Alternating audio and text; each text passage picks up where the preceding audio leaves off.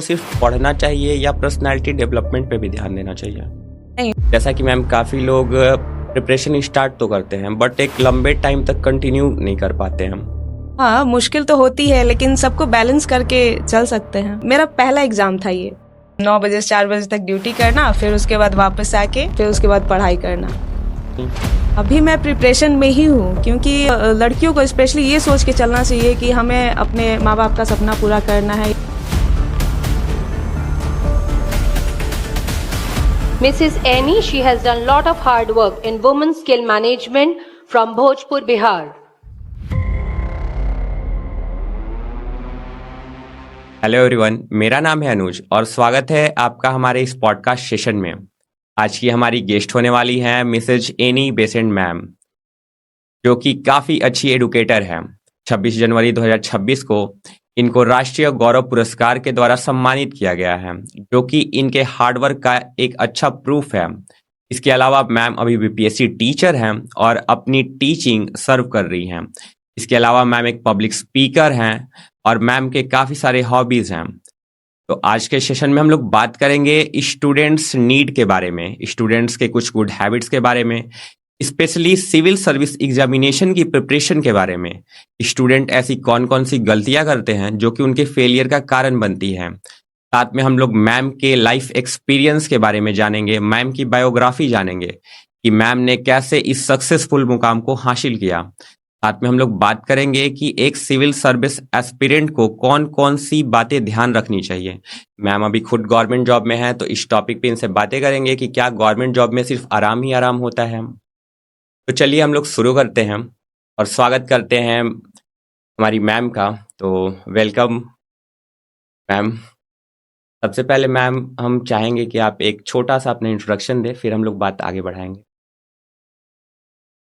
मेरा नाम Annie Besant है और हमारे बारे में तो आप पहले ही सबको इतना कुछ बता चुके हैं। फिर भी हम बताना चाहेंगे कि पढ़ाई के साथ साथ हम पेंटिंग, म्यूजिक और बहुत सारी हॉबी थी जिसको साथ में कंटिन्यू की। एक स्किल के रूप में भी हम उसको कंटिन्यू किए। म्यूजिक से मैंने प्रभाकर किया, फिर प्रवीण किया और आज उसी स्किल की वजह से मैं आज गवर्नमेंट जॉब में भी हूँ। मैं उसको एक्स्ट्रा लेके चल रही थी लेकिन आज वही मेरे लिए मेन बन गया है। साथ में हम बीपीएससी और यूपीएससी का भी प्रिपरेशन कर रहे हैं और साथ में मेरी बहुत सारी हॉबीज है, म्यूजिक, पेंटिंग, सब साथ में कंटिन्यू कर रहे हैं। मैम काफ़ी मुश्किल नहीं लगता होगा एक गवर्नमेंट जॉब के साथ प्रिपरेशन करना? हाँ, मुश्किल तो होती है लेकिन सबको बैलेंस करके चल सकते हैं। और आपने स्टार्टिंग कैसे किया, मतलब इस लेवल तक? जैसे कि आपका काफ़ी अच्छा एक्सपीरियंस होगा, कौन कौन से फेज आए, फेलियर आया, कैसे सक्सेस? हाँ, ऐसा होता था कि सब लोग बोलते थे पढ़ाई करो, बीपीएससी करना, यूपीएससी करना है, गवर्नमेंट जॉब लेना है। हमारे बिहार में क्या है ना, गवर्नमेंट जॉब के पीछे ही सब लोग लगे हुए हैं। सबको गवर्नमेंट जॉब चाहिए क्योंकि उसमें रिस्पेक्ट मिलता है। गवर्नमेंट जॉब मतलब रिस्पेक्ट है उसका। तो सब लोग यही चाहते हैं कि हम लोग गवर्नमेंट जॉब करें, चाहे वो किसी भी फील्ड में हो। प्राइवेट जॉब में हम कितना भी इनकम कर ले या फिर कितना भी बड़े पोस्ट पे चल जाए, लेकिन उसका वैल्यू नहीं होता है। वैल्यू होता है सिर्फ हमारे गवर्नमेंट जॉब का। इसलिए उसका क्रेज भी हमारे बिहार में बहुत ज्यादा है। तो आप जब मैम आपने स्टार्ट किया था तो स्टार्टिंग से ही आपने मतलब कुछ पहले ही स्टार्ट किया था या सीधा गवर्नमेंट जॉब हो गया? नहीं, अभी तो मैं ग्रेजुएशन फाइनल ईयर करके अभी पीजी के लिए तैयारी कर रही थी, लेकिन बीपीएससी का फॉर्म आया, एस्टेट आया, फिर मेरा पहला एग्जाम था ये। एस्टेट का मैंने पहली बार एग्जाम दिया, वो क्लियर हो गया। फिर बीपीएससी का सेकंड पेपर आया, एस्टेट का सेकंड पेपर आया, वो भी क्वालिफाई हो गया। फिर मुझे लगा कि मैंने फर्स्ट टाइम एग्जाम दिया और क्वालिफाई हो गया, फिर मुझे बीपीएससी के लिए प्रिपरेशन करना चाहिए। तो ये मेरा पहला एग्जाम था जिसमें मेरा एस्टेट भी क्लियर हुआ और दोनों बीपीएससी भी क्लियर हुआ। अगर मैम बात करें कि क्या इसमें रिस्पेक्ट मिलता है, क्या पहले कैसा सिचुएशन था और जॉब के बाद कैसे लोग बिहेव करते हैं, क्या डिफरेंस है कुछ? बहुत डिफरेंस होते हैं। जॉब के पहले नॉर्मली लोग समझते हैं, पहले तो मैं सच में खुद स्टूडेंट थी और जैसे ही मेरा गवर्नमेंट जॉब हो गया, लोग बोलने लगे कि हाँ तुमने बहुत अच्छा किया, म्यूजिक किया, ये किया, वो किया, बहुत कुछ। अप्रिसिएट करते हैं, लेकिन उसके पहले इन सब चीज़ों में क्यों लगी हो, ये मेडिकल लाइन में जाओ, इंजीनियरिंग करो, कुछ अच्छा करो। लेकिन अभी मेरा जो म्यूजिक है उसके थ्रू मेरा जॉब लगा, तो लोग ये कहते हैं कि तुमने बहुत अच्छा किया ये एक्स्ट्रा स्किल करके। मैम, राष्ट्रीय गौरव पुरस्कार आपको मिला है, तो कैसा लगा? मतलब कुछ काफी अच्छा लगा होगा। हाँ, बहुत अच्छा लगा, लगना भी चाहिए, क्योंकि हमारे यहाँ अभी भी फीमेल को, महिलाओं को, लड़कियों को अभी भी बाहर निकलने नहीं दिया जाता है। और मुझे ऐसा लगता है कि मैं बहुत सौभाग्यशाली हूँ कि मुझे ये मौका मिला है बाहर निकलने का, सोशल वर्क करने का, और महिलाओं के लिए स्किल डेवलप करने का। जैसा कि मैम, लड़कियों को बहुत ज़्यादा यहाँ पे प्रॉब्लम फेस करना पड़ता है कि शादी जल्दी हो जाता है, स्पेशली बिहार में या इंडिया में। आपको क्या ऐसा कभी स्ट्रगल करना पड़ा? नहीं, मुझे तो ऐसा स्ट्रगल नहीं करना पड़ा। मेरे मम्मी पापा बहुत अच्छे हैं कि जो हमको मौका दिए पढ़ने का, हायर एजुकेशन के लिए मौका दिए, और उनको उम्मीद थी कि हाँ मैं कुछ करूँगी, और मैंने किया भी। तो इसलिए मुझे लगता है कि अगर जिसको भी मौका मिले आगे बढ़ने का, लाइफ में कुछ करने का, बहुत सारी लड़कियां होती है जिनको पढ़ने का मौका नहीं मिलता है, या फिर बहुत सारे मम्मी पापा ऐसे होते हैं जो पढ़ाना तो चाहते हैं लेकिन उनकी आर्थिक स्थिति में बहुत कमी होती है, वो उनके पास पैसे नहीं होते हैं हायर एजुकेशन के लिए, तो वो लोग नहीं दे पाते हैं, वो लोग चाह के भी नहीं दे पाते हैं। लेकिन जिन लड़कियों को मौका मिलता है आगे बढ़ने का, लाइफ में कुछ करने का, तो उनको करना चाहिए, उस चीज का फायदा उठाना चाहिए उनको। और मैम, सिविल सर्विस बीपीएससी या यूपीएससी का आपका कैसा जर्नी? आपने प्रिपरेशन कब से स्टार्ट किया और अभी भी क्या आप कर रही हैं? अभी मैं प्रिपरेशन में ही हूँ, क्योंकि ग्रेजुएशन कंप्लीट करने के बाद मेरा एक ही ड्रीम था, मेरा एक ही एम था कि मुझे गवर्नमेंट जॉब लेना है। लेकिन साथ में ये भी था कि मुझे बीपीएससी या यूपीएससी क्लियर करना है, और मैं जॉब के साथ साथ अभी उसका प्रिपरेशन भी कर रही हूँ। कैसे मैनेज करती हैं आप? काफ़ी मुश्किल होता होगा, घर आओ, खाना बनाओ। हाँ, ये तो होता है। मैं सुबह में बहुत जल्दी उठती हूँ, फिर उसके बाद सबके लिए खाना बनाना, फिर खुद के लिए टिफिन पैक करना, फिर उसके बाद स्कूल जाके वहाँ पे सुबह 9 बजे से 4 बजे तक ड्यूटी करना, फिर उसके बाद वापस आके जो भी है अपने घर के कामों को करना, फिर उसके बाद पढ़ाई करना। फिर पढ़ाई करने के बाद फिर वही शुरू हो जाता है, फिर रात को 8 बजे के बाद खाना बनाना, फिर सबको खिलाना, घर के काम करना, फिर से पढ़ाई करना। थोड़ा मुश्किल होता है लेकिन मैनेज करके चलते हैं। और जो लड़कियां स्टार्टिंग में या स्टूडेंट जो भी स्टार्टिंग में स्टार्ट करते हैं, स्टार्टिंग में फेज में क्या क्या प्रॉब्लम हो? स्टार्टिंग में थोड़ा सा चैलेंजिंग होता है उन लोगों के लिए, क्योंकि माँ बाप को भी थोड़ा सा डर होता है कि अभी वो 10th के बाद से वो बाहर निकलती हैं, उनका ध्यान ना भटक जाए, या फिर उनका गोल से वो बाहर ना चली जाए, उनको क्या करना है क्या नहीं करना है, क्योंकि वो थोड़ा सा एज होता है जिसमें वो लोग संभलना थोड़ा मुश्किल होता है। लेकिन हम लोगों को, लड़कियों को स्पेशली, ये सोच के चलना चाहिए कि हमें अपने माँ बाप का सपना पूरा करना है, या फिर उन लड़कियों के जगह पे रह के सोचना है कि हमें अगर मौका मिला है और जिनको मौका नहीं मिल पाता है, तो उनको मौका मिलना चाहिए। अगर हमको मौका मिल रहा है तो हमको कुछ करना चाहिए ताकि उनको भी मौका मिले। लोग इंस्पायर हो उनसे कि हाँ कुछ लड़कियां हैं इतना अच्छा कुछ कर रही हैं। हमें इसका गलत फायदा नहीं उठाना चाहिए कि अगर मेरे माँ बाप हमको हायर एजुकेशन के लिए कहीं बाहर भेजे हैं तो हमको उनका गलत फायदा नहीं उठाना चाहिए। जैसा कि मैम, काफ़ी लोग प्रिपरेशन स्टार्ट तो करते हैं बट एक लंबे टाइम तक कंटिन्यू नहीं कर पाते हैं, बीच में वो इधर उधर वो हो जाते हैं, सोशल मीडिया या बहुत सारे प्रॉब्लम्स हैं। तो कैसे बुराइयों से खुद को दूर रखें? सबसे पहले तो हम लोगों को सोशल मीडिया बहुत कम यूज करना चाहिए, और अगर हम स्टूडेंट है, एजुकेशन लाइफ में है, तो ऐसे कंटेंट को फॉलो करें जो एजुकेशन से रिलेटेड हो, या फिर जो हमारे गोल से रिलेटेड हो, हमारा एम क्या है उस पे फोकस हो। ऐसे रील्स को फॉलो करें जो जिससे हमारा बेनिफिट हो। क्या सिर्फ पढ़ना ही जरूरी है या फिर पर्सनालिटी डेवलपमेंट भी उतना जरूरी है? नहीं, पर्सनालिटी डेवलपमेंट भी बहुत ज़रूरी है, क्योंकि हम किसी भी इंटरव्यू के लिए जाते हैं तो वहाँ पे हमारा बॉडी लैंग्वेज, हमारा कम्युनिकेशन, सब कुछ देखा जाता है। तो हमें इन सब चीज़ों पे भी ध्यान देना चाहिए कि हमारा बॉडी लैंग्वेज क्या है, हम कैसे बात कर रहे हैं, कैसे किसी के साथ बिहेव कर रहे हैं। तो इसके लिए पर्सनैलिटी डेवलपमेंट भी बहुत ज़रूरी। जैसे कि हमें क्या ऐसे करना चाहिए, स्टूडेंट को कुछ समझ नहीं आता है कि पर्सनैलिटी डेवलपमेंट के लिए क्या करें, तो क्या करना चाहिए? हम लोगों को अच्छी-अच्छी किताबें पढ़नी चाहिए या फिर कम्युनिकेशन करना चाहिए। क्या पब्लिक स्पीकिंग भी में हाँ, वो भी बहुत ज़रूरी है। इंटरव्यू के लिए ये सबसे ज़रूरी होता है कि हम पब्लिक स्पीकिंग करें। स्टूडेंट को और कौन-कौन सा प्रॉब्लम होता है, स्पेशली लड़कियों को घर से बाहर जाना मना होता है। वो काफ़ी ज़्यादा, मतलब लड़के भी करते हैं, बट लड़कियां क्या-क्या प्रॉब्लम फेस करती हैं?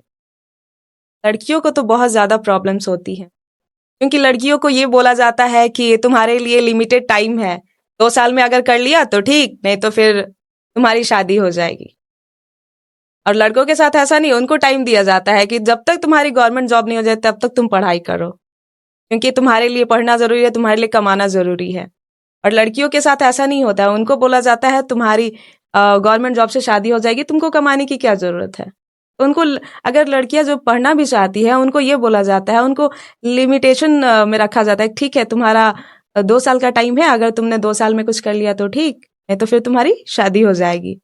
तो जो लड़कियां करना भी चाहती हैं तो वो थोड़ा प्रेशर में रहती हैं कि नहीं मुझे 2 साल में करना है, नहीं किए तो फिर मेरी शादी हो जाएगी। तो उस प्रेशर में वो शायद प्रिपरेशन भी अच्छे से ना कर पाए। तो हमें पेरेंट्स से भी कहना चाहते हैं कि वो लोग इतना प्रेशर ना दे कि हाँ, जो लड़कियां पढ़ना चाहती है, जो सच में आगे बढ़ना चाहती है, उनको सपोर्ट करे, उनको एक फ्रेंड की तरह समझे, उनको सपोर्ट करे। ऐसा भी तो होता है कि लड़कियां बाहर जाती है, बहुत सारी लड़कियों का होता है पढ़ने का एक बहाना होता है क्या, और फिर वो उनको बस घर से बाहर जाना होता है क्या, मतलब क्या सही? नहीं, ऐसा तो नहीं करना चाहिए, क्योंकि हमारे माँ बाप हमने भरोसा करते हैं हम पे, बाहर भेजते हैं पढ़ाई के लिए, तो हमें उस पे फोकस करना चाहिए, क्योंकि उनकी वजह से बाकी सारी लड़कियों को प्रॉब्लम फेस करनी पड़ती है। क्योंकि वो एक ऑप्शन हो जाता है कि लड़कियां बाहर जाती है, उनके साथ ऐसा होता है, वो लोग ऐसे करती हैं। तो इसकी वजह से जो बाकी लड़कियां पढ़ना चाहती हैं, फिर उन्हें प्रॉब्लम फेस करनी पड़ती है।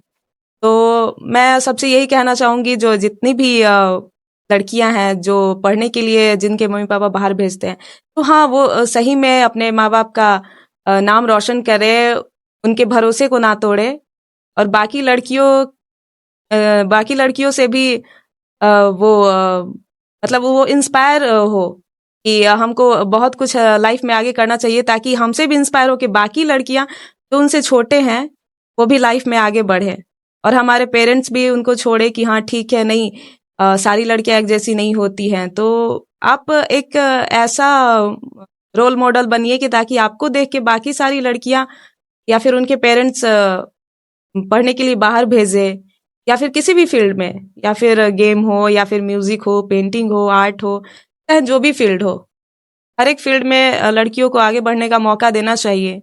और बाकी सारी लड़कियों से भी ये कहना चाहते हैं कि वो वैसा रोल मॉडल बने कि उनको देख के बाकी लोग इंस्पायर हो और लाइफ में आगे बढ़े। अभी के टाइम पे मैम बहुत सारे पेरेंट्स बोलते हैं कि ऑनलाइन कर लो, तो ऑनलाइन एजुकेशन क्या सफिशिएंट है, सही रहता है? हाँ, मतलब बहुत सारे लोग होते हैं जिनको ऑनलाइन पसंद भी होता है, बहुत लोगों को ऑफलाइन समझ में आता है। तो वो उन्हें ऐसा लगता है कि मैं क्वेश्चन पूछने के लिए या फिर कुछ पूछने के लिए मुझे सोचना पड़ता है कि मैं कैसे पूछूं, मुझे जो समझ में नहीं आ रहा है। ऑफलाइन में क्या होता है कि आप लोग जो चाहे वो अपनी मर्जी से कोई भी क्वेश्चन आप कितनी बार भी पूछ सकते हैं, लेकिन ऑनलाइन में बस आपको समझना है, खुद से समझना है। तो बहुत लोगों को ऑनलाइन पसंद नहीं आता है, जो थोड़े से हायर एजुकेशन में है, या फिर जो बचपन से ही ऑनलाइन वगैरह, अभी का जो जनरेशन चल रहा है, अभी 1 to 5 या 6 to 8 9 10 जो जितने भी हैं सारे ऑनलाइन करते हैं, तो उन लोगों को बाद में प्रॉब्लम फेस नहीं करनी पड़ेगी। लेकिन जो पहले से ऑनलाइन क्लासेस नहीं किए हुए हैं कभी, और अचानक से ऑनलाइन वाले क्लास में आए, तो उनको थोड़ा सा प्रॉब्लम फेस करना पड़ता है। अच्छा मैम, जैसे कि स्टूडेंट्स होते हैं, जो भी फ्रेशर्स होते हैं, वो किस फील्ड में जाए? क्या गवर्नमेंट जॉब सिक्योर है, सिक्योरिटी है इसमें, या फिर प्राइवेट की तरफ वो देखें? गवर्नमेंट जॉब तो स्टेबल है, वो एक तरीके से बोला जाए तो वो हमारे फ्यूचर के लिए बहुत अच्छा है, वो स्टेबल है। वर्क तो दोनों में इक्वल है, दोनों में हार्ड वर्क है, हर जगह है, लेकिन गवर्नमेंट जॉब स्टेबल है। प्राइवेट जॉब का क्या है कि आपका जो पैकेज है ठीक है, इतने दिनों का है, या फिर जो आपका कॉन्ट्रैक्ट है इतने सालों का है, बट जो गवर्नमेंट जॉब है वो आपका फिक्स है, स्टेबल है। इसलिए सब लोग चाहते भी हैं कि हमारा गवर्नमेंट जॉब हो, क्योंकि गवर्नमेंट जॉब के बाद वो स्टेबल हो जाते हैं कि नहीं, अब 60 इयर्स तक मेरा कोई मतलब किसी चीज के लिए हमको परेशान होने की जरूरत नहीं है, बस अपना। लेकिन हाँ, उसमें वर्क के लिए दोनों में वर्क है। लोग ऐसा बोलते हैं गवर्नमेंट जॉब हो गया इसका मतलब अब बस बैठे रहना है, बट ऐसा बिल्कुल भी नहीं है। ये हाँ। लोगों की सोच होती है ना कि हमारा गवर्नमेंट जॉब हो गया तो हमें बैठे रहना है, या फिर बहुत इजी वर्क होगा, कोई काम नहीं होगा। लेकिन प्राइवेट हो या गवर्नमेंट, वर्क तो दोनों में हार्ड है। तो ऐसा नहीं सोचना चाहिए, क्योंकि जो प्राइवेट जॉब कर रहे हैं और जो गवर्नमेंट जॉब कर रहे हैं दोनों इक्वल हैं। अच्छा मैम, शादी में कितना रोल प्ले करता है गवर्नमेंट जॉब? क्या प्राइवेट जॉब वाले को ऐसा मतलब हाइप है कि अगर लड़का सरकारी छोटा जॉब भी कर रहा है तो वो ठीक है प्राइवेट वाले से? तो इसमें क्या है, क्या प्राइवेट जॉब अच्छा नहीं होता है? जॉब तो सारे अच्छे होते हैं, लेकिन हमारे यहाँ ऐसा सोचा जाता है कि ये गवर्नमेंट जॉब है, ये स्टेबल है। जैसा मैं पहले ही बता चुकी हूँ, ये स्टेबल है, तो सब लोग यही चाहते हैं कि गवर्नमेंट जॉब से शादी हो। जो हमारे पेरेंट्स है वो सिर्फ चाहते हैं गवर्नमेंट जॉब से शादी हो, क्योंकि वो सोचते हैं कि हमारी बेटी का जो फ्यूचर है वो बहुत अच्छा होगा, क्योंकि वो स्टेबल है, उसे कुछ सोचना नहीं है पूरे 60 साल तक। और प्राइवेट जॉब में क्या है, अगर वहां से अगर प्राइवेट जॉब एक सेक्टर से छोड़े फिर दूसरे सेक्टर में जाना चाहते हैं तो फिर उसके लिए उनको सर्च करना पड़ेगा जॉब। लेकिन गवर्नमेंट जॉब में क्या है कि वो फिक्स हो गया, अब आपको वहीं पे कंटिन्यू करना है। आपका ट्रांसफर हो सकता है, लेकिन आपका जॉब प्रोफेशन चेंज नहीं होगा। अच्छा मैम, जैसे कि कोई स्टूडेंट प्रिपरेशन स्टार्ट करता है, वो 3 साल 4 साल 5 साल प्रिपरेशन करता है, उसको कब तक पेशेंस रखना चाहिए? जब तक उसका लिमिट हो, या फिर हमारा एज लिमिट इतना है, या फिर हमारा इतना अटेम्प्ट है, तो हमको अपने गोल पे फोकस करना चाहिए, और अपना जो जो भी हम कर रहे हैं उस पे भरोसा होना चाहिए। अपने आप के ऊपर भरोसा होना चाहिए कि नहीं, हम जो कर रहे हैं वो सही कर रहे हैं, और एक ना एक दिन हम जरूर सक्सेस होंगे। तो ऐसा नहीं है कि, और हाँ, कंपेयर कभी दूसरों से कंपेयर नहीं करना चाहिए। कंपैरिजन में भी ये होता है ना कि हम ये सोचते हैं कि वो इस चीज की तैयारी कर रहा है तो मुझे भी यही करना चाहिए। तो अगर हम दूसरों को देख के चलेंगे तो फिर ये होगा कि कभी ये करेंगे, कभी उस चीज की प्रिपरेशन, कभी इस चीज की, तो हमारा कभी हम सक्सेस नहीं होंगे। तो हमें एक ही चीज पे फोकस करना चाहिए, सिर्फ एक गोल लेके चलना चाहिए, उसी पे फोकस करना चाहिए। एक गोल लेके चलना चाहिए, तो क्या हमें बैकअप प्लान या प्लान बी नहीं रखना चाहिए? रखना चाहिए, लेकिन थोड़ा सा उसमें ऐसा है ना कि हम ये कहना चाहते हैं कि दूसरों से कंपैरिजन नहीं करना चाहिए। मतलब कंपेयर नहीं करना चाहिए दूसरों से कि वो किस चीज की तैयारी कर रहे हैं और हम किस चीज की तैयारी कर रहे हैं। हम प्लान ए लेके चले, बी लेके चले, चाहे जो भी है। अब जैसा हम खुद अपने बारे में बताए हैं कि हम पढ़ाई के साथ साथ म्यूजिक और पेंटिंग दोनों कंटिन्यू किए, ठीक है। और हमें ऐसा लगता था ना कि अगर पढ़ाई से बहुत ज्यादा स्ट्रेस हो जाता है तो म्यूजिक एक ऐसी चीज है जो माइंड को स्ट्रेस फ्री कर देती है। सच में ये चीज ये इसमें साइंटिफिक रीजन भी है कि म्यूजिक से हमारा हम स्ट्रेस फ्री हो जाते हैं। तब एक और हॉबी। हाँ, और अपने पढ़ाई पे भी फोकस कर पाते हैं, क्योंकि बीच बीच में हमें अपने माइंड को थोड़ा रिलैक्स देना चाहिए, और म्यूजिक सबसे अच्छा ऑप्शन है हमारे लिए। तो ऐसा नहीं है कि हमें एकदम 24 आवर्स बस पढ़ाई पढ़ाई पढ़ाई, नहीं, थोड़ा सा फिजिकल फिटनेस या फिर म्यूजिक या फिर आर्ट, ये सब पे भी थोड़ा सा टाइम देना चाहिए। और फैमिली फ्रेंड्स पे भी, इमोशन पे भी थोड़ा सा इन सब को कंटिन्यू करना चाहिए। ऐसा नहीं है कि एकदम 100% दूर हो जाए। ठीक है, अगर 75% हम पढ़ाई पे दे रहे हैं तो 25% इन चीज़ों पे भी ध्यान देना चाहिए। अभी के टाइम पे मैम गवर्नमेंट जॉब का मतलब 0.5 या फिर मतलब 10% या 2-3% करके कुछ है, इतना कम सक्सेस रेट है गवर्नमेंट जॉब का। बाकी 90% स्टूडेंट तो सिलेक्ट ही नहीं हो रहे हैं। फिर भी मैम इतना ज़्यादा स्टूडेंट लगे रहते हैं, फिर 5 साल 6 साल हो जाता है। फिर उनको क्या करना चाहिए, क्योंकि उन्होंने लगातार 5 साल किसी चीज़ का प्रिपरेशन किया और प्रिपरेशन करने के बाद उनका एक माइंडसेट हो जाता है कि उन्हें सारा जीके जीएस कंप्लीट कर लिया। अब उसके बाद वो कोई और सेक्टर में जाना चाहे तो फिर उनके लिए काफ़ी बैरियर होता है कि उन्हें कोई स्किल नहीं आता है, तो वो क्या करें? तो जैसा कि हम पहले ही बता चुके हैं कि पढ़ाई के साथ साथ ना किसी भी अदर सब्जेक्ट हो या फिर स्किल डेवलपमेंट के लिए भी हमको काम करना चाहिए। जैसे साथ में मैंने किया हुआ था म्यूजिक, तो आज उस चीज की वजह से मुझे ये जॉब मिली, वरना तो मेरा अभी भी बीपीएससी और यूपीएससी कंटिन्यू है, प्रिपरेशन तो अभी भी कंटिन्यू है, लेकिन मेरा साथ में जॉब हो गया। वो जॉब इसलिए हुआ क्योंकि मेरा साथ में स्किल था। तो हमें एक ऑप्शन में स्किल रखना चाहिए, कोई भी हो, चाहे किसी भी फील्ड में हो जिसमें आपका इंटरेस्ट हो, तो किसी ना किसी फील्ड में हमको रखना चाहिए एक। नेगेटिव थॉट्स आने लगते हैं स्टूडेंट के मन में, मतलब एक सर्टेन टाइम के बाद कि अब नहीं होगा, तो कैसे फेस करें? बहुत सारे स्टूडेंट्स ये सोचते हैं कि नहीं अब मुझसे नहीं हो पाएगा, डिप्रेशन में चले जाते हैं बहुत सारे स्टूडेंट्स। घर का प्रेशर होता है, फैमिली प्रेशर कि नहीं तुम इतने दिन से प्रिपरेशन कर रहे हो अभी तक नहीं हुआ। फिर वो खुद में भी सोचने लगता है कि हाँ इतने दिनों का प्रिपरेशन फेल हो गया, जॉब नहीं हुआ। इन सब चीजों से थोड़ा सा दूर हटके थोड़ा सा स्किल पे भी हमको ध्यान देना चाहिए। ठीक है, अगर हमारा गवर्नमेंट जॉब नहीं हो रहा है, हमारा यूपीएससी क्लियर नहीं हो रहा है, तो हमें दूसरे चीजों को एक ऑप्शन में रखना चाहिए, दूसरे चीजों पे भी हमको ध्यान देना चाहिए।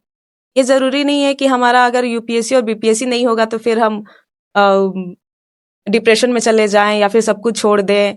ऐसा नहीं है, बिल्कुल भी नहीं ऐसा करना चाहिए। हमें दूसरे चीजों पे भी फोकस करना चाहिए, दूसरे स्किल पे जाना चाहिए, या फिर बहुत सारे ऑप्शंस होते हैं। और गवर्नमेंट जॉब ये ऐसा नहीं है कि सिर्फ गवर्नमेंट जॉब में बीपीएससी और यूपीएससी है, बहुत सारे ऑप्शन होते हैं। अभी के टाइम मैम सबसे बड़ा बैरियर है एक रिलेशनशिप। जैसे काफ़ी सारे लड़के लड़कियां होते हैं जो कि पढ़ाई से अपना ध्यान हटा के एक दूसरे से बात करने लगते हैं, तो उसको कैसे कंट्रोल करें? ये तो सबसे ज्यादा है कि हमको ये सोचना चाहिए कि हम अपने फोन का इस्तेमाल सही तरीके से कर रहे हैं या फिर गलत तरीके से। हमें सबसे पहले अपने मम्मी पापा के बारे में सोचना चाहिए, अपनी फैमिली का रेपुटेशन क्या है, इन सब चीजों पे अगर हम सोचेंगे ना तो हमारा माइंड ऑटोमेटिक उन सब चीजों से दूर होगा। अगर हम अपने मम्मी पापा को अपने फ्रेंड के जैसा मानेंगे, उनसे सारी बातें शेयर करेंगे, और हमारे पेरेंट्स को भी यही चाहिए, एक फ्रेंड्स की तरह बात करें, वो उनको समझाए कि अच्छा क्या है बुरा क्या है। क्योंकि कभी कभी ऐसा एज आता है जिसमें समझ में नहीं आता है कि हमें किस रास्ते पे जाना चाहिए। उनका एम से फोकस हट जाता है, क्या करना चाहिए क्या नहीं करना चाहिए। तो इस एज में हमारे पेरेंट्स को फ्रेंड्स की तरह ट्रीट करना चाहिए, उनको समझना चाहिए, उन पे प्रेशर नहीं डालना चाहिए। उनको एक फ्रेंड बन के समझाना चाहिए कि हमें क्या करना है, तुमको क्या करना है क्या नहीं करना है, क्या अच्छा है क्या बुरा है। इन सब चीजों पे भी बात करनी चाहिए, खुल के बात करनी चाहिए इन सब चीजों पे। क्योंकि बहुत सारे पेरेंट्स होते हैं इन सब चीजों पे बात नहीं करते हैं, बस उन्हें ऐसा लगता है कि नहीं ये नहीं करो वो नहीं करो। ठीक है तुम सब करो, लेकिन हमसे शेयर करो क्या करना है क्या नहीं करना है, ताकि वो उसको अच्छे से समझाए कि क्या अच्छा है क्या बुरा है, क्या करना चाहिए और क्या नहीं करना चाहिए। बिल्कुल।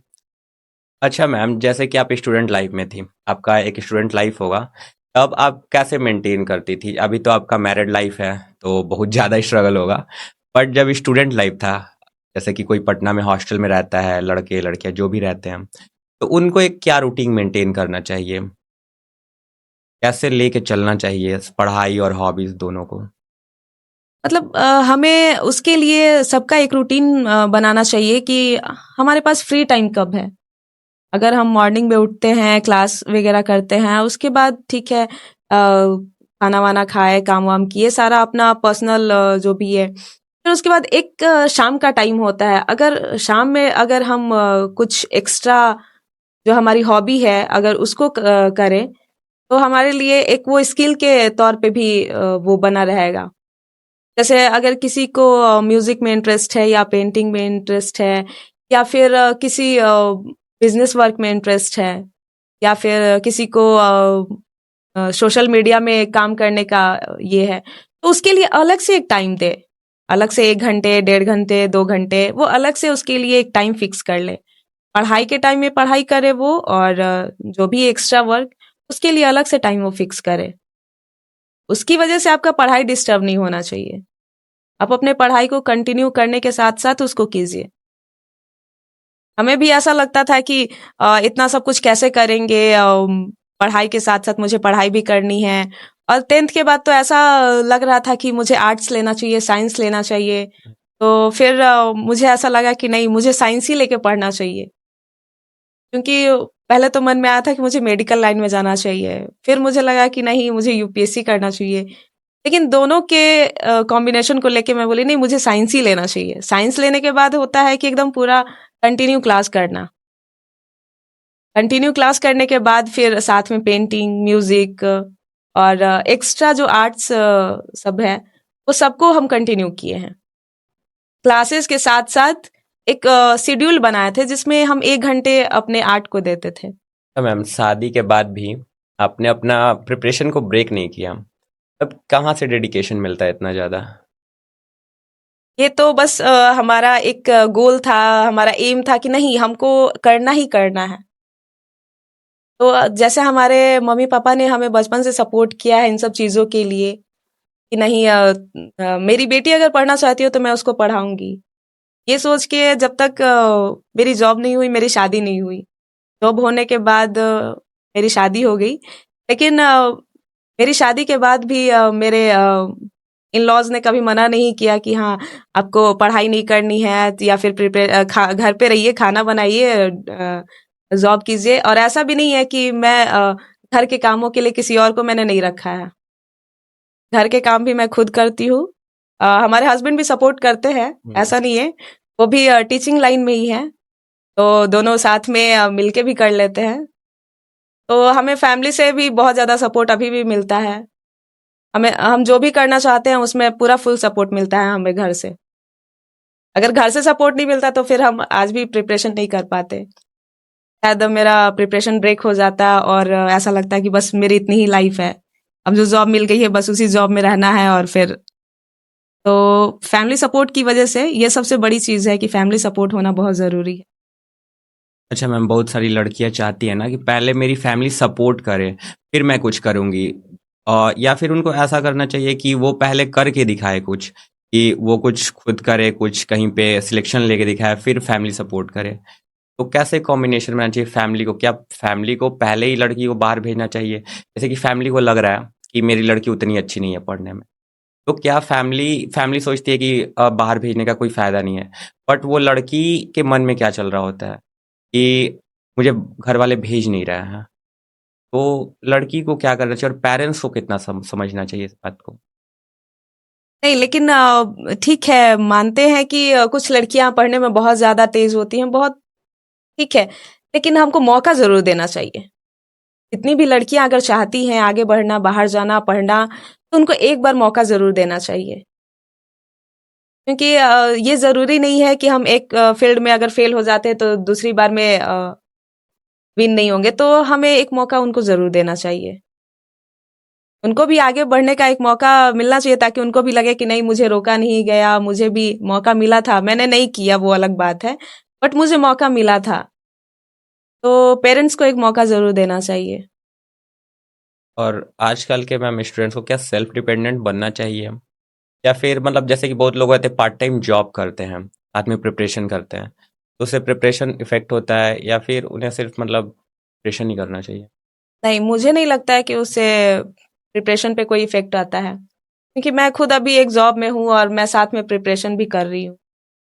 तो मुझे ऐसा लगता है कि अगर एक हम शेड्यूल बना ले, एक ऐसा रूटीन तैयार करें जिसमें हमारा सारा एक तरीके से हो कि जैसे सुबह में हमें क्या करना है, शाम में कब क्या करना है, पढ़ाई के लिए कब टाइम निकालना है, हमें अपने घर के कामों के लिए कब टाइम निकालना है, तो ये सब कुछ पॉसिबल है। तो मैं ये कोशिश करती हूँ कि मैं सुबह में 2 घंटे पढ़ लूँ, रात को 4 घंटे पढ़ लूँ, फिर स्कूल में अगर कभी भी बीच में ब्रेक मिले तो उस टाइम पे भी टाइम निकाल के एक शेड्यूल बना कि हाँ मेरा क्लास इतना से इतना है, तो बीच में जो गैपिंग मिलता है मैं उसमें प्रिपरेशन कर लूँ।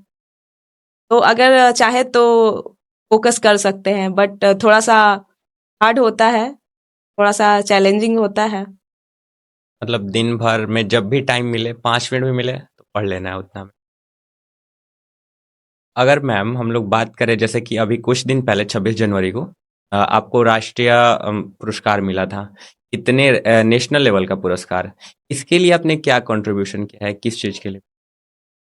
ये जैसे कि हमारे यहाँ बहुत सारी घरेलू महिलाएं हैं जो अभी वो जॉब नहीं कर सकती, या फिर वो बहुत ज्यादा पढ़ी लिखी नहीं है, तो वो किसी भी आर्ट फॉर्म में, या फिर जैसे होता है ना विमेन स्किल डेवलपमेंट के लिए जो लोग वर्क करते हैं, मैं उन लोगों को सपोर्ट करती हूँ ताकि वो लोग के पास भी स्किल हो। जैसे बहुत सारा मधुबनी पेंटिंग्स होते हैं, भोजपुरी पेंटिंग्स, और बहुत सारा आर्ट होता है, रेजिन आर्ट। तो इन सब आर्ट को मैं सिखाती हूँ ताकि स्किल डेवलप कर सके वो लोग, और इसको अच्छे तरीके से अगर वो सीख जाती हैं तो इसको बहुत अच्छे जगह पे सेल करने से उन्हें उनका एक ये बिजनेस स्टार्टअप कर सकती हैं। वो छोटा ही सही, लेकिन वो धीरे धीरे उसको डेवलप कर सकती हैं। तो इस चीज के लिए हम हमेशा से सपोर्ट करते हैं कि वो मधुबनी पेंटिंग हो या फिर जो भी पेंटिंग हो, इन सारे स्किल्स को कंटिन्यू करें। इतने बड़े मंच पे कोई बिहार का जाता है कोई और प्राइज लेता है, तो ये तो बिहार के लिए काफी गौरव की बात है। हाँ, तो इसके लिए हम यही चाहते हैं कि जैसे जितनी भी महिलाएं हैं, जैसे मुझे ये फील हो रहा है, बहुत मुझे अच्छा फील हुआ मेरे घर वालों को या फिर मेरे फ्रेंड्स लोग को। तो मैं वही चाहती हूँ कि जितने भी महिलाएं हैं, जितनी भी लड़कियां हैं, अगर वो लोग आगे बढ़ना चाहें तो उनको बढ़ने देना चाहिए। अगर मुझे मेरे घर वाले आगे बढ़ने नहीं देते तो शायद मुझे ये नहीं मिलता, या फिर मैं अभी यहाँ पे नहीं होती, मैं अभी जॉब में नहीं होती, या फिर मैं अभी प्रिपरेशन नहीं कर रही होती। तो हमारा मानना है कि ये सबसे मेन है, हमारा फैमिली सपोर्ट। हम गवर्नमेंट जॉब के होने के बाद भी आप इतना ज़्यादा हार्ड वर्क कर रही हैं। काफ़ी लोग होता है कि जॉब मिल गया, बस वहाँ पे स्टॉप हो जाते हैं। तो आप इसको और कितना आगे तक बढ़ाना है इस? मेरा एम था ये यूपीएससी क्लियर करना, यूपीएससी बीपीएससी का प्रिपरेशन इसलिए कंटिन्यू किया है क्योंकि मेरा ये एम है। तो जब तक मैं इस फील्ड में सक्सेस नहीं हो जाती हूँ तब तक मैं कंटिन्यू अच्छा करूंगी। मैम, मतलब गवर्नमेंट जॉब का मतलब सक्सेस नहीं है? हमारा एम, जो हमारा पैशन है, हमारा एम है, वो इम्पोर्टेंट है। ये जॉब मिलना तो बहुत अच्छी बात है कि मुझे इतनी जल्दी और फर्स्ट अटेम्प्ट में ये जॉब मिल गई, लेकिन मेरा जो एम है वो अभी बाकी है। तो उसके लिए प्रिपरेशन करना मैं कंटिन्यू इसलिए की हूँ ताकि मेरा जो पैशन है वो हो सके। और मैम, जैसा कि आप अपने घर के साथ साथ अपने फैमिली को खाना भी बनाती हैं और इतना कुछ मेंटेन करती हैं, तो फिर मैम काफ़ी मुश्किल तो होता होगा। इसमें आपके हस्बैंड कितने सपोर्टिव है, और हस्बैंड लोग को कितना सपोर्टिव होना चाहिए? हाँ, हमारे हस्बैंड बहुत ज्यादा सपोर्टिव है। आपको पहले ही बता चुके हैं। देखिए, अगर फैमिली सपोर्ट नहीं होता तो मैं प्रिपरेशन कंटिन्यू नहीं कर पाती। तो हमारे हस्बैंड भी बहुत सपोर्टिव है। बाकी हमारे जितने भी इन लॉज है सब सपोर्टिव है, क्योंकि अगर वो लोग सपोर्ट नहीं करते, वो लोग ये बोलते, प्रेशर डालते कि नहीं आपको ही करना है, मैं क्यों करूं, फिर मैं आपका हेल्प क्यों करूं। अगर ऐसा कुछ ये रहता, प्रेशराइज रहता है हम भी कि नहीं मुझे ही करना है, अभी घर जाके मुझे ही सारा काम करना है, ऐसा नहीं है। अगर मैं नहीं होती हूँ तो मेरे हस्बैंड भी कर देते हैं। अगर मेरी तबीयत खराब है या फिर मैं थोड़ी सी बहुत ज़्यादा टायर्ड हूँ तो नहीं, ऐसा कुछ भी नहीं है, प्रेशर नहीं कोई डालता है कि नहीं आप ही को करना है, फॉलो कर देते हैं। मैम, आप स्टूडेंट्स को क्या सजेस्ट करना चाहेंगी जो भी सिविल सर्विस की फील्ड में आना चाहते हैं या गवर्नमेंट जॉब में आना चाहते हैं, उनको आप क्या कहना चाहेगी? कितना देर तक रुके रहें या फिर एक टाइम पे छोड़ दे प्रिपरेशन, या कब तक रुके रहें? पेशेंस कितना जरूरी है? वो सबसे पहले तो खुद पे भरोसा रख के प्रिपरेशन करे कि नहीं हमको एक दिन सक्सेस होना है। वो उस चीज के लिए अच्छे से प्रिपरेशन करे, डेली रिवीजन करे, या फिर जो भी है वो उस पे एकदम लगे हुए रहे, और तब तक लगे रहें जब तक कि उनका लिमिट खत्म ना हो। ऐसा नहीं है कि हमने 2 साल किया, 3 साल किया, नहीं निकल रहा है, नहीं क्लियर हो रहा है। बहुत सारे ऐसे लोग होते हैं जो बहुत जल्दी हार मान लेते हैं कि नहीं मेरा बहुत ज्यादा प्रिपरेशन बहुत ज्यादा कर लिए, अब शायद नहीं होगा, वो हार मान लेते हैं। तो जब तक आपका नहीं होता, और सबसे बड़ी चीज है कि आपको खुद पे भरोसा होना चाहिए कि नहीं हम कर लेंगे। क्योंकि जब तक आप ये सोचते रहेंगे कि हमसे होगा या नहीं होगा, हम कर पाएंगे या नहीं कर पाएंगे, तो ये चीज जब तक आप सोचेंगे तब तक आप सक्सेस नहीं हो जैसे पाएंगे। मैम बहुत लोग आते हैं जैसे कि जो फ्री का ज्ञान देते हैं, वो बोलते हैं कि अरे रहने दो, नहीं हो रहा है, मतलब डीमोटिवेट करने का कोशिश करते हैं, तो उसको कैसे हैंडल करें? अगर कोई बोल रहा है कि अरे कितना प्रिपरेशन करोगे, तुमसे नहीं हो पाएगा, या काफी नेगेटिव लोग भी होते हैं, तो उनसे कैसे बचे, कैसे दूरी बनाए और खुद को कैसे सेल्फ कॉन्फिडेंस रखें? उनसे ज्यादा कुछ कहने की जरूरत ही नहीं है, बस ये कह देना है कि ठीक है, आप उस दिन मुझसे बात कीजिएगा जब जिस दिन हम सक्सेस हो जाएंगे। अभी उनकी बातें सुनना ही नहीं है, उनको इग्नोर कीजिए, या फिर ये बोल दीजिए कि हाँ ठीक है, आप जो कह रहे हैं ठीक है, सब ठीक है, बस। उनको सुनने की कभी कोशिश ही मत कीजिए, उनको इग्नोर कीजिए, जितना हो सके उतना उनको इग्नोर कीजिए, क्योंकि ऐसे लोग बहुत आएंगे और वो आपको हमेशा वैसे ही लोग बोलेंगे जो खुद सक्सेस नहीं है, वैसे लोग आपको ज्यादा मिलेंगे।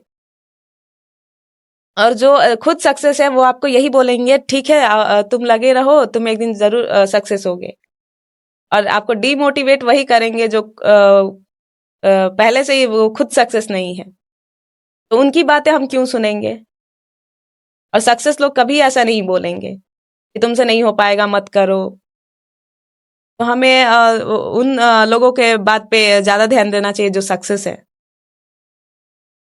बाकी लोगों की बातों को इग्नोर कीजिए, क्योंकि उनका तो काम है, बस आएंगे और बोलेंगे बस। और उनकी बातें सुन के अगर आप डिप्रेशन में जाएंगे, या फिर आप बहुत ज्यादा सोचेंगे कि वो ऐसा बोल रहा है, सच में नहीं हो पाएगा, तो लोग क्या कहेंगे, हमारे घर वाले क्या कहेंगे, हमारे घर वाले दूसरों से क्या कहेंगे, तो हमें ऐसा बिल्कुल भी नहीं सोचना चाहिए। जैसे हम इन सब लड़कियों चीजों को, पे बिल्कुल भी फोकस नहीं करना चाहिए। सिर्फ आपको फोकस करना है तो आप अपने हार्ड वर्क पे। न्यू जनरेशन के जो लड़के लड़कियां हैं, न्यू जनरेशन मतलब जो अभी के हैं, वो मैम उनका एक अलग माइंडसेट होता है फैमिली को लेके कि मेरी फैमिली मेरे अगेंस्ट है। लड़कियों का भी बहुत लोग ऐसा सोचते हैं, लड़कों का भी होता है। जैसे कि फैमिली उसके अच्छे के लिए अगर उसको कुछ मना करती है, तो वो उसको ईगो पे लेते हैं कि मेरी पापा ने ये मना कर दिया, वो मेरा अच्छा नहीं चाहते हैं। लड़कियां भी काफी ऐसा सोचती है, बट वो फैमिली अल्टीमेटली तो वो उसके भले का सोच रहे हैं कि मेरा बेटा अच्छा हो, उसके लिए कुछ वो हार्ड डिसीजन लेते हैं। तो लड़के उसको अपने फैमिली को ही अपना दुश्मन मान लेते हैं। इस सिचुएशन को कैसे देखे आप, स्टूडेंट कैसे और फैमिली कैसे समझे कि कैसे हैंडल करे? वही तो मैंने बताया कि एक पेरेंट्स को हमेशा फ्रेंडली रहना चाहिए, बचपन से ही फ्रेंडली रहना चाहिए, ताकि वो बचपन से ही उनको सारी बातें शेयर करें। वो तब होता है, तब पॉसिबल है जब आप अपनी बातें दूसरों से शेयर करते हैं, और वो समझाता है कि क्या सही है क्या गलत है। वो कभी नहीं बोलेगा कि तुम्हारे मम्मी पापा सही है। बाहर वाला कभी आपके घर वालों को सही नहीं बोलेगा। और आपका अगर कभी भी सपोर्ट आपको चाहिए तो आपके घर वाले ही आपको सपोर्ट करेंगे। तो आपको फैमिली पे भरोसा करना चाहिए, फैमिली की बातों को समझना चाहिए, ना कि बाहर वालों को। ठीक है ma'am, thank you so much. अब काफ़ी ज़्यादा टाइम हो चुका है और आपसे बात करके मैम काफ़ी ज़्यादा अच्छा लगा, काफ़ी कुछ सीखने के लिए मिला। तो ठीक है ma'am, thank you so much. Ma'am से बात करके काफ़ी ज़्यादा कुछ सीखने के लिए मिला। उम्मीद है कि आप लोगों ने भी काफ़ी कुछ सीखा होगा और जो लोग भी अभी तक वीडियो पे हैं उनका बहुत बहुत धन्यवाद। बाकी आप लोग कमेंट जरूर करें कि नेक्स्ट गेस्ट में आप लोग किसको देखना चाहते हैं। हम कोशिश करेंगे कि आपके अकॉर्डिंग उस गेस्ट को जरूर से जरूर अपने पॉडकास्ट में लेके आएं। बाकी अगर आप चैनल पे नए हैं तो प्लीज़ एक सब्सक्राइब कर दें अगर आपको कुछ सीखने के लिए मिला हो तो। बाकी मिलते हैं हम लोग नेक्स्ट पॉडकास्ट में, और प्लीज़ अगर आप लोगों को अच्छा लगा हो तो आप लाइक कर सकते हैं। अभी के लिए इतना ही। Thank you everyone.